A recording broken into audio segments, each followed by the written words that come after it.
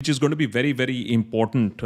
हमारे देश में प्रधानमंत्री पार्लियामेंट में उतना फ्रीक्वेंटली भी नहीं बोलते हैं, और जब बोलते हैं तो काफ़ी एक इम्पॉर्टेंट रीज़न होता है उनके बोलने के पीछे। और जब 2 घंटा 15 मिनट बोलेंगे तो ऑब्वियसली उसके पीछे बहुत सारी मंशा होगी, बहुत सारा रीज़न होगा। और कहीं ना कहीं ये वाला स्पीच बहुत ज़्यादा इम्पॉर्टेंट है जो आज प्रधानमंत्री ने पार्लियामेंट में दिया, और इसीलिए ये स्पेशल सेशन ऑफ द देशभक्त कि ये समझने की कोशिश करें कि 2 घंटे 15 मिनट जिसे कहा जा रहा है नरेंद्र मोदी के प्राइम मिनिस्टेरियल कार्यकाल में सबसे लंबा स्पीच। 2 घंटे 15 मिनट में नरेंद्र मोदी ने ऐसा क्या कह दिया उस समय जब विपक्षी पार्टी काफ़ी नाराज भी दिखी, काफ़ी एग्रेसिव भी दिखी, और काफ़ी स्लोगनियरिंग करते समय भी देखी। आज जो संसद में दिखने को मिला वो यूजुअली नहीं मिलता है। कल भी यही लाइन बोला था, और वो इसलिए क्योंकि 10 सालों में जो अब हो रहा है संसद में, 10 सालों में हमने ये चीज़ें नहीं देखी थी जो अब दिखने को मिल रही हैं, खासकर कि लास्ट 48 आवर्स में।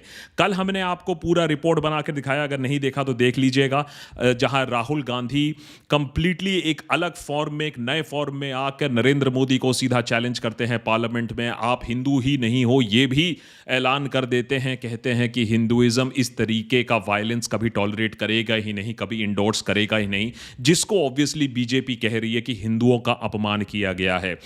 क्या रिस्पॉन्स रहा राहुल गांधी के स्पीच के अगेंस्ट आज नरेंद्र मोदी का, वो देखने की बात है।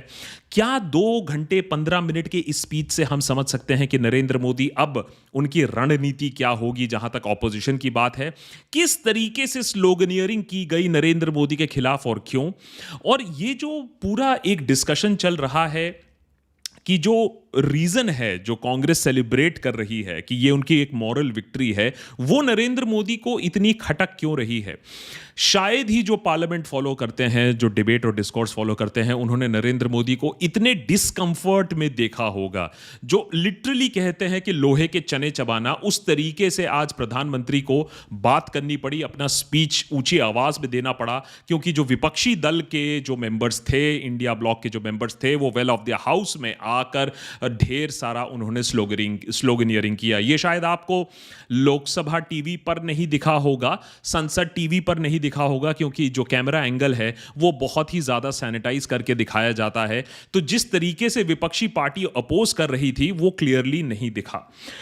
आज नरेंद्र मोदी के कुछ 15 ऐसे स्टेटमेंट्स हैं जिनको हम एनालिसिस करेंगे, और नरेंद्र मोदी कहना क्या चाहते हैं और वार्निंग किसको दे रहे हैं। और खासा क्लियर वार्निंग भी दिया है नरेंद्र मोदी ने आज कांग्रेस और कांग्रेस की इकोसिस्टम को, वो वार्निंग के बारे में भी बात करेंगे।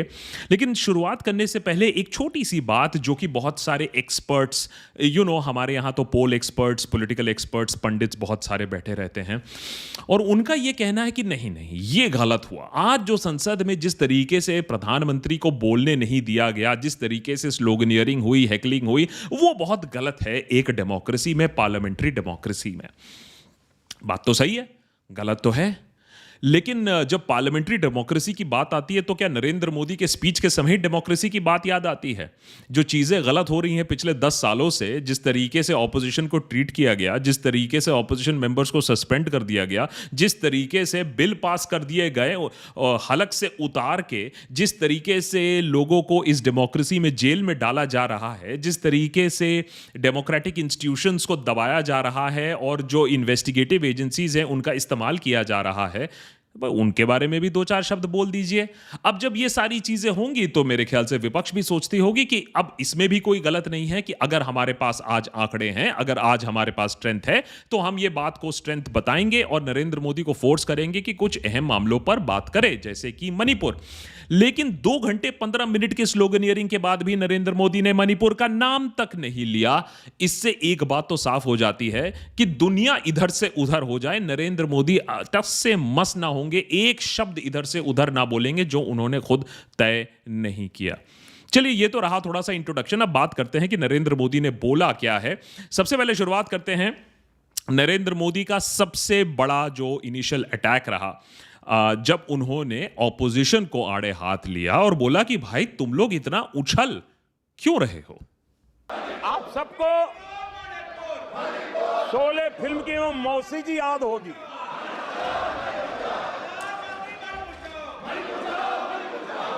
तीसरी बार तो हारे हैं। पर मौसी, ये बात तो सही है, तीसरी बारी तो हारे हैं, पर मौसी मॉरल विक्ट्री तो है ना। आदरणीय सभापति जी, 13 राज्यों में 0 सीटें आई हैं। अरे मौसी, 13 राज्यों में 0 सीटें आई हैं, पर हीरो तो है ना। आदरणीय सभापति जी, अरे पार्टी की लुटिया तो दुबई है। अरे मौसी, पार्टी अभी भी सांसें तो ले रही है।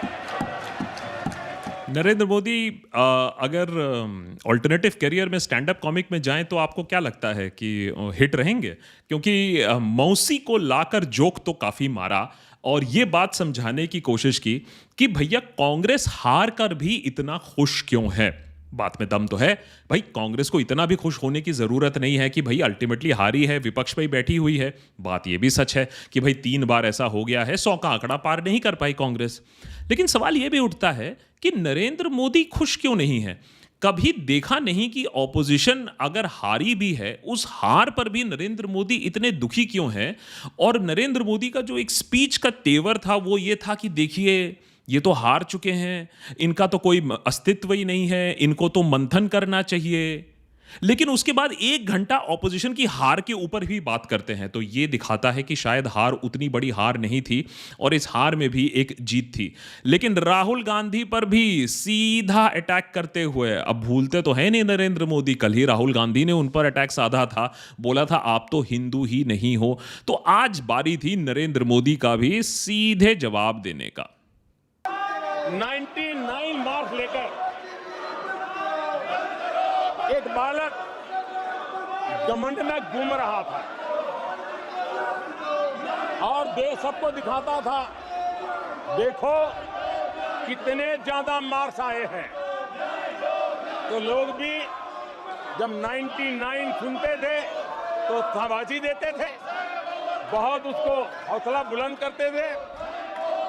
तो फिर उनके टीचर आए कि भैया किस बात की मिठाई बांट रहे हो, ये 100 में से 99 नहीं लाया, ये तो 543 में से लाया है।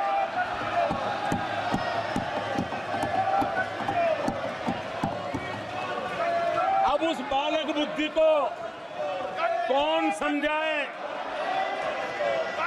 कि तुमने फेल होने का वर्ल्ड रिकॉर्ड बना दिया है। बालक बुद्धि, ये शब्द काफ़ी बार इस्तेमाल हुआ 2 घंटे 15 मिनट में राहुल गांधी को टारगेट करते हुए। और राहुल गांधी को बालक बुद्धि कब कहा गया, क्यों कहा गया, कितनी बार कहा गया, उस पर आते हैं। लेकिन अब आते हैं मेन थ्रस्ट पर कि नरेंद्र मोदी ने ऑपोजिशन को तो आड़े हाथ लिया, कहा कि तुम इतना खुश क्यों हो रहे हो। उनकी खुशी में, उनके मॉरल विक्ट्री में नरेंद्र मोदी काफ़ी दुखी दिखे। लेकिन इसको छोड़कर नरेंद्र मोदी का जो मेन एजेंडा था कि ये दिखाएं कि भैया देखो मैंने 10 साल से बहुत अच्छा काम किया है, देश यहाँ से यहाँ पहुँच गया है, बहुत सारी तरक्की हुई है और इस तरक्की में बाधा कौन दे रहा है? वैसे लोग जो धर्म को खतरे में डाल रहे हैं, इंडियन आर्मी को खतरे में डाल रहे हैं। नरेंद्र मोदी का मानना है कि ये कांग्रेस ही है जो इंडियन आर्मी को नीचा गिराना चाहती है, ये कांग्रेस ही है जो हिंदुओं को नीचा गिराना चाहती है। और अपने उपलब्धियों के बारे में तो नरेंद्र मोदी ने बहुत सारी बात की और कभी कभी उनको सुन के ये लग रहा था, काफी मुश्किल था 2 घंटा 15 मिनट बैठना, लेकिन कभी कभी उनको सुन के ये लग रहा था कि हमारे देश की नहीं किसी और देश के बारे में ही बात हो रही है। इस पर हमने एक एपिसोड भी बनाया था कि 2 मोदी हैं, एक मोदी जो प्रैक्टिकल है और एक मोदी जो ऐसी बातें करता है जो समझ में नहीं आता है कि इस देश की हैं या किसी और देश की हैं। सबसे ज्यादा खटकी एक बात, जिस टाइम पर नीट के स्टूडेंट्स आत्महत्या कर रहे हैं, रास्ते पर प्रोटेस्ट कर रहे हैं, पूरा का पूरा एग्जामिनेशन सिस्टम ये एनटीए एक्सपोज हो चुका है। हर दिन एक एग्जामिनेशन की कैंसिलेशन की बात आ रही है, हमारे स्टूडेंट्स के फ्यूचर के साथ खिलवाड़ हो रहा है। उस समय नरेंद्र मोदी क्या कहते हैं करप्शन के बारे में, सुन लीजिए। हम 2014 में जब पहली बार जीत करके आए थे तो चुनाव के अभियान में भी हमने कहा था कि हमारा करप्शन के प्रति जीरो टॉलरेंस रहेगा। और आज मुझे गर्व है कि हमारे सरकार ने देश का सामान्य मानवी जो करप्शन के कारण पीड़ित है, देश को करप्शन ने दीमक की तरह खोखला कर दिया है। ऐसे में भ्रष्टाचार के प्रति हमारी जो जीरो टॉलरेंस नीति है, आज देश ने हमें उसके लिए आशीर्वाद दिया है। देश ने आपको आशीर्वाद दिया या इसीलिए नंबर कम आए, ये थोड़ा सा समझने वाली बात है। लेकिन नरेंद्र मोदी को लगता है कि zero tolerance to corruption actually सच है। ये आफ्टर द फैक्ट कि इतने सारे करप्शन स्कैम सामने आ रहे हैं, जहां तक एग्जामिनेशन सिस्टम की बात हो, जहां तक इलेक्टोरल बॉन्ड्स की बात हो कि बॉन्ड दो कॉन्ट्रैक्ट लो, उसके बाद भी नरेंद्र मोदी का ये कहना है कि देश में करप्शन नहीं है। मेरे सुझाव आपसे ये है कि कोई भी बिजनेसमैन, छोटा मोटा बिजनेसमैन हो, कोई कर्मचारी हो, कोई दोस्त हो जो सरकारी महकमे के साथ डील करता हो, उससे एक बार जाकर पूछिए कि करप्शन कितना है। यहां तो आजकल डिस्कस होता है कि करप्शन का रेट ऑफिशियल कर लेते हैं जिससे काम करने में आसानी होगी, और यहां नरेंद्र मोदी एक्चुअली कह रहे हैं कि करप्शन कम हो चुका है, जीरो टॉलरेंस टू करप्शन है। वैसे नरेंद्र मोदी की अगर आप बात माने तो देश में प्रॉब्लम सिर्फ ऑपोजिशन की है। उनका काम बहुत अच्छा रहा है और बहुत अच्छे तरीके से अब तीसरे टर्म पर भी वो काम करेंगे। प्रॉब्लम यह है कि ये जो ऑपोजिशन है, ये जो विपक्ष है, यही देश की जो प्रगति है उसमें अड़चन डाल रही है। मैं जानता हूं आप बहुत सहृदयी हैं, आप उदार मन के मालिक हैं, आप संकट के समय भी हल्की फुल्की मीठी मुस्कान के साथ चीजों को झेल लेते हैं। लेकिन आदरणीय सभापति जी, अब जो हो रहा है, कल जो हुआ है, वो गंभीरता से लिए बिना संसदीय लोकतंत्र को हम रक्षित नहीं कर पाएंगे। आदरणीय सभापति जी, इन हरकतों को बालक बुद्धि कह करके, बालक बुद्धि मान करके हम नजरअंदाज नहीं करना चाहिए, कतई नजरअंदाज नहीं करना चाहिए। और मैं इसलिए कह रहा हूं कि इसके पीछे इरादे नेक नहीं है, इरादे गंभीर खतरे के हैं, और मैं देशवासियों को भी जगाना चाहता हूं। नरेंद्र मोदी का ये कहना है कि ये जो स्लोगनियरिंग हो रहा था, ये जो कोऑर्डिनेशन है जो ऑपोजिशन बेंचेस में हो रही थी, ये जो गवर्नमेंट को, सरकार को पीछे ढकेलने की कोशिश हो रही है, सरकार से बोला जा रहा है कि आप नीट पर डिस्कशन करो और नरेंद्र मोदी उस डिस्कशन को लीड करें, ये सब देश के लिए खतरे का एक निशान है। ये खतरे का संकेत है कि इसके पीछे कोई षड्यंत्र है कि नरेंद्र मोदी को काम नहीं करने दिया जा रहा है। तो ये एक बहुत चिंता का विषय है, और वो स्पीकर को कह रहे हैं कि देखिए, इनको इतनी आसानी से अब जाने मत दीजिएगा, ये जो स्लोगनियरिंग कर रहे हैं इनको भी डील किया जाएगा। नरेंद्र मोदी ने इससे भी एक बड़ी वार्निंग दी अपने स्पीच खत्म होने से पहले, उस पर आते हैं अभी। लेकिन पहले ये देख लीजिए कि कैसे नरेंद्र मोदी ये कह रहे हैं कि देश में जो संकट है, देश में जो प्रॉब्लम है, वो ऑपोजिशन की वजह से भी है। और ये देखिए कि वो आर्मी के बारे में क्या कह रहे हैं, कि आर्मी किस तरीके से ऑपोजिशन की वजह से, कांग्रेस की वजह से जो कमजोरी है वो आर्मी में कांग्रेस की वजह से है। सेना में भर्ती को लेकर सरासर झूठ फैलाया जा रहा है ताकि लोग, मेरे देश के नौजवान मेरे देश की रक्षा करने के लिए सेना में न जाए, उनको रोकने के लिए षड्यंत्र हो रहा है। आदरणीय सभापति जी, मैं इस सदन के माध्यम से जानना चाहता हूं, आखिर किसके लिए कांग्रेस हमारी सेनाओं को कमजोर करना चाहती है? किसके फायदे के लिए कांग्रेस वाले सेना के संबंध में इतना झूठ फैला रहे हैं? तो ये जो कंस्पिरेसी थियरीज है, जब आपके पास कोई एम्यूनिशन नहीं होता है तो आप कंस्पिरेसी थियरी पे चले जाते हो। अमेरिका की तरह मेरे ख्याल से हमारे देश में भी और भी ज़्यादा कंस्पिरेसी थियरीज हमें सुनने को मिलेंगी अगले 5 सालों में। और सवाल यह है कि आप इन कंस्पिरेसी थियरी में ब्रॉडली बिलीव करोगे या नहीं करोगे। सिंपल सा सवाल है। क्या आप ये मानते हो कि देश की कोई पार्टी, चाहे जितनी भी करप्ट हो, कांग्रेस में प्रॉब्लम्स हैं, करप्शन का प्रॉब्लम है, नेपोटिज्म का प्रॉब्लम है, क्या वो कांग्रेस जिसने पाकिस्तान का भी बंटवारा किया था इनटू टू, बांग्लादेश का भी क्रिएशन किया था, क्या वो दिल से आर्मी को नीचा गिराने की कोशिश कर रही है? नरेंद्र मोदी का ये कहना है कि कांग्रेस आर्मी को गिराने की कोशिश कर रही है। ये स्टूपिड साउंड करता है, लेकिन बहुत सारे लोग इसको मानते हैं। जैसे बहुत सारे लोग ये भी मानते हैं कि कुछ पार्टी हैं हमारे देश में जो देश को तोड़ने की कोशिश कर रहे हैं या फॉरेन एजेंट्स के साथ काम कर रहे हैं। मेरा ख्याल से किसी की यह मंशा नहीं है। पावर में आने की इस मंशा सबके पास होती है, लेकिन ये आर्मी को गिराने का, और ऐसा ही एक और एलिगेशन, और ये बहुत इंपॉर्टेंट है क्योंकि ये वाला एलिगेशन हर उस बंदे पर लगाया जाता है जो बीजेपी को सवाल पूछता है। अगर आपने कल का एपिसोड नहीं देखा और कल संसद में क्या हुआ था अगर आपको नहीं मालूम है, तो नरेंद्र मोदी ने भगवान शिव की पिक्चर दिखाते हुए ये बोला कि आप लोग हो, आप बीजेपी लोग हो जो भगवान का नाम लेकर अपमानित करते हो भगवान को, वायलेंस को इंडोर्स करते हो, और आप हिंदू हो ही नहीं। जिसको बीजेपी ने बात आगे ले जाकर बोला कि ये हिंदुओं का अपमान है। अब अगर आपको ये बात लगती है कि कोई पार्टी है जो बैठकर सिर्फ उसका काम है हिंदुओं का अपमान करना, जिसमें खुद ही इतने सारे हिंदू भरे हुए हैं, या फिर आपको ये बात समझ में आती है कि ये एक पॉलिटिकल चाल है। देखिए, नरेंद्र मोदी ने आज उसी स्टेटमेंट का क्या एक जवाब दिया है कि जहां राहुल गांधी को दोषी पाया है नरेंद्र मोदी ने हिंदुओं का अपमान करते हुए, उनका सवाल करते हुए नहीं, हिंदुओं का अपमान करते हुए।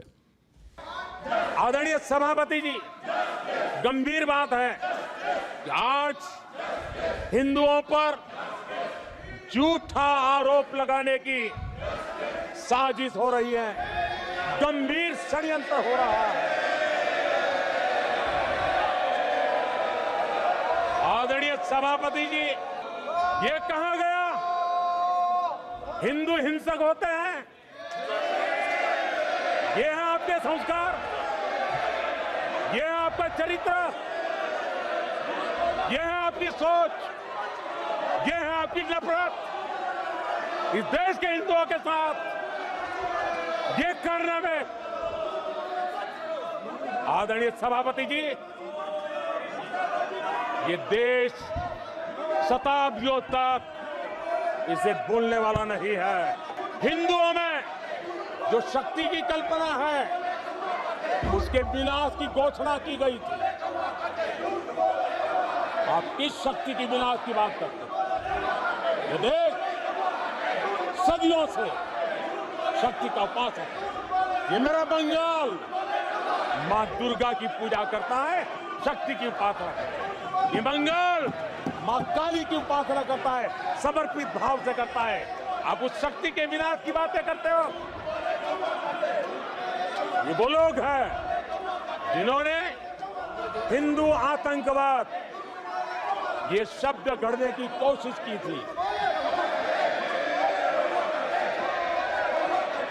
इनके साथी हिंदू धर्म को, उसकी तुलना डेंगू, मलेरिया ऐसे शब्दों से करें और ये लोग तालियां बजाएं, ये देश कभी माफ नहीं करेगा। कल के एपिसोड को देख लीजिएगा जहां हमने इसके बारे में डिस्कशन भी किया था। राहुल गांधी ने बीजेपी को आड़े हाथ लेते हुए कहा था कि बीजेपी वायलेंस, हिंदू वायलेंस और हिंदुत्व के नाम पर वायलेंस करती है, जिसको बीजेपी ने अब बोल दिया है कि हिंदुओं का अपमान हो रहा है। राहुल गांधी ने कल भी संसद में खड़े होकर बोला था कि मैं बात बीजेपी की कर रहा हूं, मैं बात नरेंद्र मोदी की कर रहा हूं, मैं बात आरएसएस की कर रहा हूं। लेकिन अब बीजेपी ने एक वेरी क्लियर लाइन ले चुके हैं कि राहुल गांधी को इस चीज में जरूर फांसना है कि राहुल गांधी हिंदुओं के बारे में बात कर रहे थे, उन्हें टोटली वायलेंट बोलने की कोशिश कर रहे थे। तो ये कुछ ब्रॉड अटैक पैरामीटर्स थे कि एक तरफ नरेंद्र मोदी बोल रहे हैं कि मैंने और मेरी सरकार ने अच्छा काम किया है, जीरो टॉलरेंस भी दिखाया है, इकोनॉमिकली हम प्रगति कर रहे हैं, नंबर 3 जीडीपी पर ले जाएंगे। दूसरी तरफ आर्मी जो कमजोर थी नेहरू के समय, उन्होंने एक्चुअली नेहरू के आर्मी से अपनी आर्मी को कंपेयर किया, नेहरू के टाइम से हमने देखो आर्मी में कितना अच्छा इंप्रूवमेंट कर दिया है। और जहां तक रही धर्म की बात कि कैसे कांग्रेस पार्टी हिंदुओं को बदनाम कर रही है, उन्हें वायलेंट बोल रही है, जबकि राहुल गांधी ने बीजेपी की बात की थी और हिंदुओं की बात नहीं की थी ओवरऑल। अब आते हैं जो कल हुआ, और ये बात मेरे ख्याल से नरेंद्र मोदी से भी बात छिपी नहीं होगी कि राहुल गांधी एक एग्रेसिव अवतार में उतरे। और राहुल गांधी को अपना पुराना कल याद दिलाने के लिए नरेंद्र मोदी ने वही चुटकुले फिर से बताना लाजमी समझा कि राहुल गांधी अभी भी दूध पीता बच्चा है, उनके सामने उनकी कोई अभी औकात नहीं है, और इसीलिए राहुल गांधी को बच्चा कहते हुए उन्हें टॉन्ट करने की कोशिश की गई। अच्छा होता कांग्रेस अपनी हार स्वीकार करती, जनता जनार्दन के आदेश को सर आंखों पर चढ़ाती, आत्ममंथन करती, लेकिन ये तो कुछ शीर्षासन करने में लगे हुए हैं। और कांग्रेस और उसकी इकोसिस्टम दिन रात बिजली जला करके हिंदुस्तान के नागरिकों के मन में ये प्रस्थापित करने की कोशिश कर रहे हैं उन्होंने हमें हरा दिया है।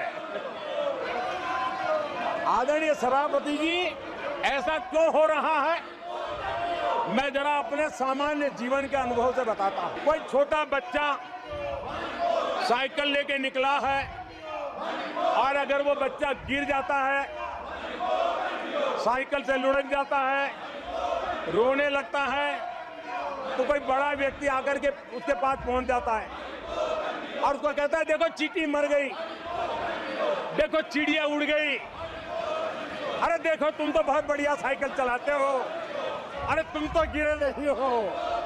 ऐसा करके उसका जरा मन ठीक करने के लिए प्रयास करते हैं, उसका ध्यान भटका करके उस बच्चे का मन बहला देते हैं। तो आजकल बच्चे का मन बहलाने का काम चल रहा है। सो क्लियरली एक अटेम्प्ट किया गया था कि राहुल गांधी को फिर से एक बच्चा दिखाया जाए, राहुल गांधी का मन बहलाया जा रहा है। दूसरे ऑपोजिशन पार्टीज पर भी नरेंद्र मोदी ने कहा कि तुम कांग्रेस के साथ इतना क्यों घुल मिल रहे हो, आंकड़े दिखाकर वो कांग्रेस के साथ जो एलाइज हैं, जो इंडिया ब्लॉक है, उन पार्टीज को बता रही थी कि अगर कांग्रेस ना होती तो तुम लोग का सिचुएशन मच बेटर होता, तुम लोग ने कांग्रेस के साथ एलाई करके बहुत ज़्यादा घाटा किया है। तो राहुल गांधी को पुल डाउन करने की तो काफ़ी कोशिश हुई, इतना भी कि सीधे सीधे नरेंद्र मोदी ने बोल दिया कि बेटा तुमसे ना हो पाएगा। सभापति जी, बालक बुद्धि में ना बोलने का ठिकाना होता है और न ही बालक बुद्धि में व्यवहार का कोई ठिकाना होता है। और जब ये बालक बुद्धि पूरी तरह सवार हो जाती है तो सदन में भी किसी के गले पड़ जाते हैं। ये बालक बुद्धि अपनी सीमाएं खो देती है तो सदन के अंदर बैठ करके आंखें मारते हैं, आंखें मारते हैं। इनकी सच्चाई आदरणीय सभापति जी अब पूरा देश समझ गया है। इसलिए आज देश इनसे कह रहा है तुमसे नहीं हो पाएगा, तुमसे ना हो पाएगा। ये जो आज पार्लियामेंट में पूरा डिबेट चला, ये बाल बुद्धि और विपरीत बुद्धि के बीच में थोड़ा सा एक क्लैश लगा, क्योंकि एक तरफ नरेंद्र मोदी ने तो मेकअप पॉइंट किया कि भैया देखो मैं तो छोड़ूंगा नहीं, जो कल तुम लोग ने इतने सारे बयानबाजी की मैं आज वापस बात करूंगा, और वो नरेंद्र मोदी ने फ्रंट से अटैक लिया भी। लेकिन जो उनके स्टेटमेंट्स थे सरकार के बारे में, अचीवमेंट्स के बारे में, वहाँ थोड़ी सी विपरीत बुद्धि ही लगी, खासकर कि जो ज़ीरो करप्शन की बात है। लेकिन इससे ज़्यादा एक और इम्पॉर्टेंट फैक्ट जो मेंशन करना ज़रूरी है, इसकी कांग्रेस और झूठ को फिर से एक बार मिलाने की कोशिश हो रही है। याद रखिए कि कांग्रेस का भी झूठ के साथ तो पुराना एक वास्ता है ही, और नरेंद्र मोदी उस चीज़ को भी सामने लाने से भूले नहीं। कांग्रेस के मुंह झूठ लग गया है, जैसे वो आदमखोर एनिमल होता है ना, जिसको लहू मुंह पे लग जाता है, वैसे कांग्रेस के मुंह झूठ का खून लग गया है। जैसे आदमखोर एनिमल होता है, वैसे झूठ का एक चस्का लग गया है कांग्रेस को। They have tested what lies is. अगर आप नरेंद्र मोदी को देखें, पानी पीते देखें, ऑपोजिशन को देखते हुए देखें, ये सारा का सारा जो वो स्पीच दे रहे थे, opposition well of the house में थी, स्लोगनियरिंग कर रही थी, उनको ठीक से बोलने नहीं दे रही थी, बार बार स्पीकर को, ओम बिरला को बोलना पड़ रहा था कि आप प्लीज़ कंट्रोल करें अपने आप को, प्रधानमंत्री को बोलने दीजिए। इतने डिसरप्शन के थ्रू नरेंद्र मोदी को अपने 2 घंटे 15 मिनट की स्पीच बोलने पड़ी, तो ऑब्वियसली इस बात से वो कुछ ज्यादा खुश नहीं थे। नरेंद्र मोदी एक और चीज से खुश नहीं थे, किस तरीके से एक ऑपोजिशन अलायंस जो बन रही थी, और बार बार उन्होंने कांग्रेस को आइसोलेट करने की कोशिश की कि मजाक मैं कांग्रेस और राहुल गांधी का बनाऊंगा, ऑपोजिशन पार्टीज का नहीं बनाऊंगा, ये पूछूंगा कि तुम उनके साथ क्या कर रहे हो। और दूसरी तरफ ऑल्सो जो दलित कंसोलिडेशन हुआ है इंडिया ब्लॉक के साथ, उस पर भी सवाल उठाने की कोशिश की कि आप किस कांग्रेस के साथ हो। देखो कांग्रेस ने आपके दलित आइकॉन बाबा साहब अंबेडकर के साथ क्या किया। तो हिस्ट्री लेसन में भी अच्छी तरीके से नरेंद्र मोदी गए।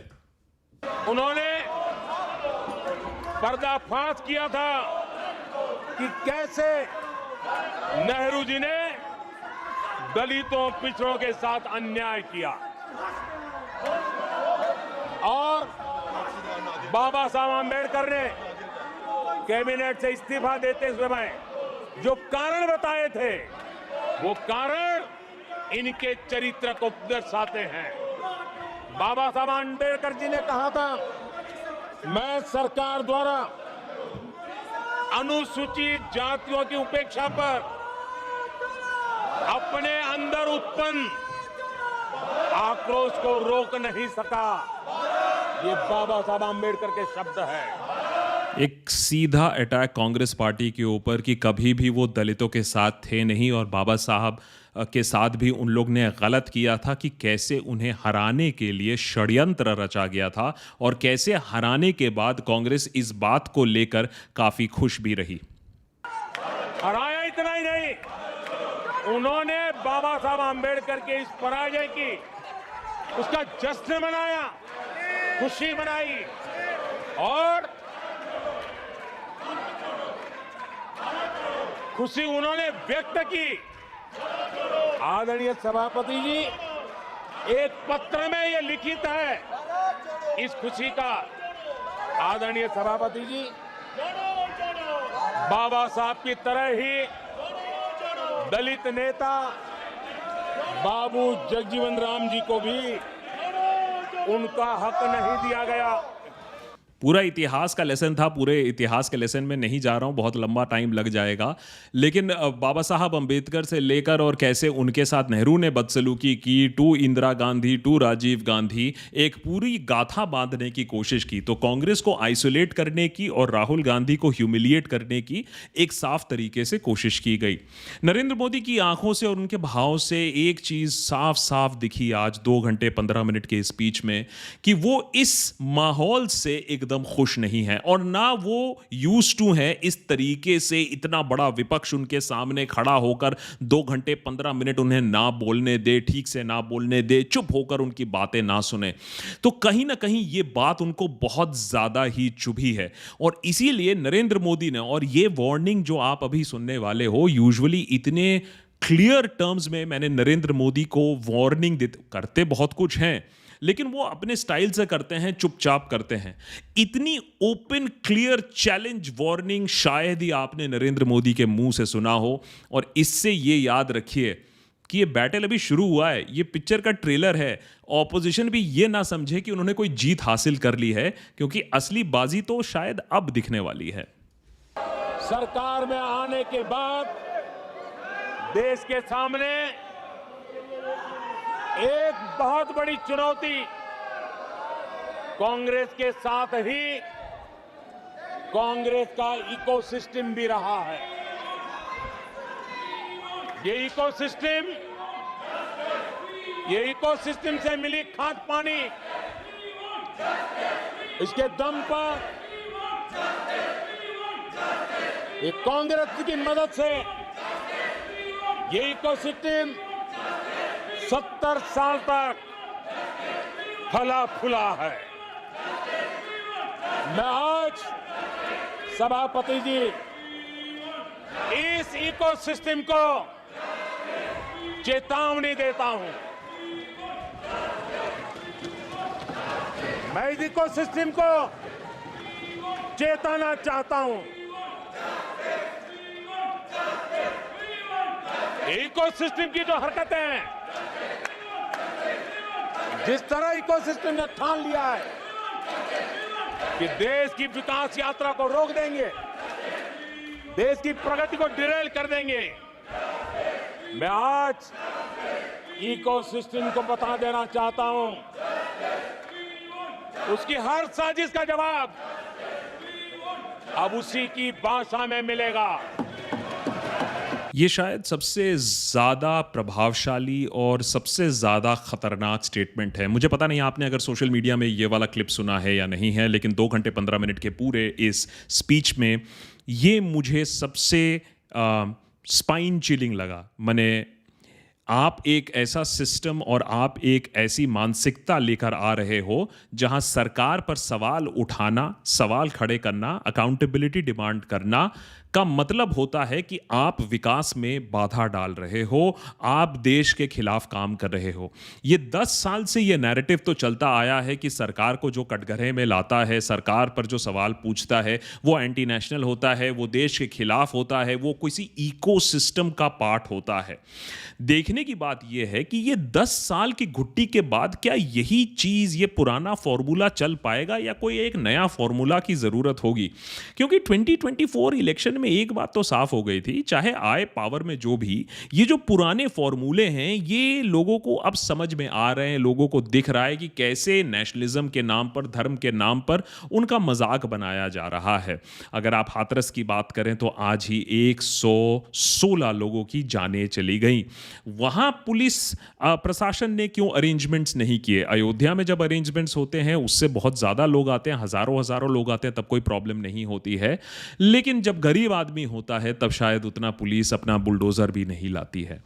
तो कहीं ना कहीं लोगों को यह बात तो समझ में आ गई है। ऑपोजिशन के लिए सबसे बड़ा चैलेंज यह है कि क्या वो नरेंद्र मोदी को मुद्दे पर रख सकते हैं, क्योंकि आज के स्पीच से एक बात बिल्कुल साफ हो चुकी है कि उन पर आप जितने भी आरोप लगा दो, जितने भी डेटा फैक्ट्स मार दो, जितने भी सवाल पूछ लो कि भाई नीट के बारे में बात कर लो, करप्शन जो हो रहा है उसके बारे में बात कर लो, चाइना जो हमारे देश के अंदर घुस आ रहा है उसके बारे में बात कर लो, मेक इन इंडिया का क्या हुआ उसके बारे में बात कर लो, चाइनीज लोगों को आप वीजा दे रहे हो, क्या आपके पास स्किल्ड मैन पावर नहीं है, और दूसरी तरफ कह रहे हो नौकरी नहीं है, उस पर बात कर लो। लेकिन घूम फिर कर या तो इलेक्शन के समय मटन, मुगल, मस्जिद, मुजरा पर आ जाएगी बात, या फिर अब इलेक्शन के बाद हम देख रहे हैं कि फिर से कैसा कॉन्वर्सेशन हो रहा है कि ये षड्यंत्र है, ये इकोसिस्टम है, यही लोग देश को गिराना चाहते हैं। तो क्या नरेंद्र मोदी को जो सवाल करता है उससे भागने के लिए नरेंद्र मोदी देश और धर्म के पीछे छुपते हैं? अगर यह फॉर्मूला लोगों को समझा पाएगी ऑपोजिशन ऑपोजिशन, तब कोई बात आगे बढ़ेगी। नहीं तो शायद हम फिर से वही चीज देखेंगे जहां नरेंद्र मोदी ने बहुत क्लियरली बोल दिया है कि मैं तो चेतावनी दे चुका हूं, इसका मतलब है कि और एनजीओ पर अटैक होगा, और बुलडोजर चलेगा, और ईडी रेड होगा, और पत्रकार जेल में जाएंगे, और एक्टिविस्ट को जेल किया जाएगा, यूएपीए लगाया जाएगा। अब तो बीएनएस नया लॉ भी आ गया है। तो ये बहुत इंटरेस्टिंग रहेगा। ऑपोजिशन भी ज्यादा फुदके ना, क्योंकि ये अभी सिर्फ एक ऑप्टिकल जीत हुआ है। नैरेटिव थोड़ा सा ऑपोजिशन के हाथ में है, इंडिया ब्लॉक अभी बहुत खुश हो, लेकिन जो नंबर है वो मोदी के पास है, जो एडमिनिस्ट्रेशन है वो मोदी के पास है। आप सोचो, पत्रकारों को अभी तक पार्लियामेंट में पास नहीं मिल पा रहा है रिपोर्ट करने के लिए। उधर ये खबर आ रही है कि राज्यसभा में जब एमपीज बोल रहे हैं तो उनको ट्रांसलेटेड लैंग्वेज में ब्रॉडकास्ट किया जा रहा है। यानी सरकार कंट्रोल करेगी कि किस भाषा में बोला जा रहा है, और फिर उनके वॉइस ओवर आर्टिस्ट कंट्रोल कर लेंगे, सैनिटाइज कर देंगे कि हाँ एकदम साफ सुथरा भाषा बाहर जा रहा है। जिस तरीके से आज भी आपने वेल ऑफ द हाउस का एक भी फोटो नहीं देखा होगा 2 घंटा 15 मिनट में, क्योंकि वहां कैमरा जाना बिल्कुल एकदम मना है। जिस तरीके से जब नरेंद्र मोदी बोलते हैं तो कैमरा सिर्फ उन्हीं के ऊपर होता है। इतना कुछ झेलने के बाद भी, 2 घंटा 15 मिनट का रिकॉर्ड बनाने के बाद भी मोदी ये तो दिखाना चाह रहे थे कि उनको बड़ा मजा आया। आदरणीय सभापति जी, मैं इस सदन का भी धन्यवाद करते हुए, मुझे बहुत आनंद आया, आज बहुत आनंद आया। सत्य की ताकत क्या होती है वो आज मैंने जी करके देखा है। सत्य का सामर्थ्य क्या होता है उसको मैंने आज उसका साक्षात्कार किया। और इसलिए सभापति जी, मैं आपका हृदय से आभार व्यक्त करता हूं। बहुत बहुत धन्यवाद। मोदी जी को बहुत ज़्यादा मज़ा आया होगा, हमें नहीं आया। ये 2 घंटे 15 मिनट क्या क्या करना पड़ता है देशभक्त फैमिली के लिए कि 2 घंटे 15 मिनट बैठ कर ये स्पीच सुनो, जहां हमने सोचा कि कुछ तो समझ में आएगा कि एक फ्यूचर प्लान ऑफ एक्शन क्या है, किस तरीके से नरेंद्र मोदी ऑपोजिशन के उठाए गए सवालों को इंटेलिजेंटली हैंडल करेंगे। लेकिन उन्होंने मणिपुर का एक बार नाम नहीं लिया और नीट के बारे में बोला कि हाँ अरेस्ट हो रहे हैं, जो काम होना है वो हो रहा है, लेकिन जो ज्वलंत मुद्दे हैं उनके बारे में, किस तरीके से miss appropriation of the state machinery हो रहा है, जिस तरीके से मीडिया का उपयोग हो रहा है, इस पर एकदम चुप्पी ही रखी। तो जिस चीज पर विपक्ष ने सोचा था नरेंद्र मोदी बात करेंगे, उसके बारे में नरेंद्र मोदी ने बात नहीं किया। हिस्ट्री का लेसन मिला, ज्योग्राफी का लेसन मिला, कांग्रेस के बारे में लेसन मिला, स्टैंड अप कॉमेडी मिला, राहुल गांधी का मजाक उड़ाते हुए मिला, लेकिन जो सब्सटेंस है वो अनफॉर्चुनेटली मिसिंग था। अब आने वाले कल में क्या होगा ये इंटरेस्टिंग है। अगर आप वॉल्यूम की बात करें और ऑप्टिक्स की बात करें तो मेरे ख्याल से ऑपोजिशन ने शानदार काम किया है। ये दिखाया है कि उनको टेकन फॉर ग्रांटेड तो आप कर नहीं सकते हो, लेकिन टेकन फॉर ग्रांटेड और ऑप्टिक्स से ज्यादा इंपॉर्टेंट होता है कि आप सरकार को कैसे पीछे करते हो। जहां तक अथॉरिटेरियनिज्म की बात आती है, जहां तक रीडेमोक्रेटाइजेशन और डीमोदियाइजेशन का प्रोसेस है, उसको आप किस तरीके से इंप्लीमेंट कर पाते हो। राहुल गांधी ने आज एक सोशल मीडिया पर पोस्ट रिलीज किया कि वो अब लोगों से मिलना चाहेंगे, of the camera interview, social media interviews, media interviews करना चाहेंगे, जो मेरे ख्याल से एक बहुत अच्छा कदम है। हम सालों से बोलते आए हैं कि कांग्रेस की सोशल मीडिया और मीडिया स्ट्रेटजी काफी कमजोर रही है। 2024 में ये इंप्रूव होती दिखी और जिसका उन्हें रिजल्ट भी दिख रहा है। हर कदम पर, चाहे वो शैडो कैबिनेट हो, चाहे वो मीडिया मैनेजमेंट हो, चाहे वो इनोवेटिव कैंपेनिंग हो, चाहे वो कांग्रेस को ग्रास रूट्स पर जाकर अपने पार्टी को स्ट्रेंथन करने की बात हो, और ये दूसरे पार्टीज के लिए भी है, जो रीजनल पार्टीज हैं उनको भी अपने आप को स्ट्रेंथन करना पड़ेगा। जनता ने उन्हें 5 साल का एक ब्रीदर दिया है। जिस रेट पर उन्होंने काम किया था और जिस रेट पर उन्हें वोट मिला है वो काफी ज्यादा अमेजिंग रहा है। ये इसीलिए किसी ने प्रेडिक्ट नहीं किया था। हमारी जनता ही है जो सही जानती है और सबसे ज्यादा जानती है।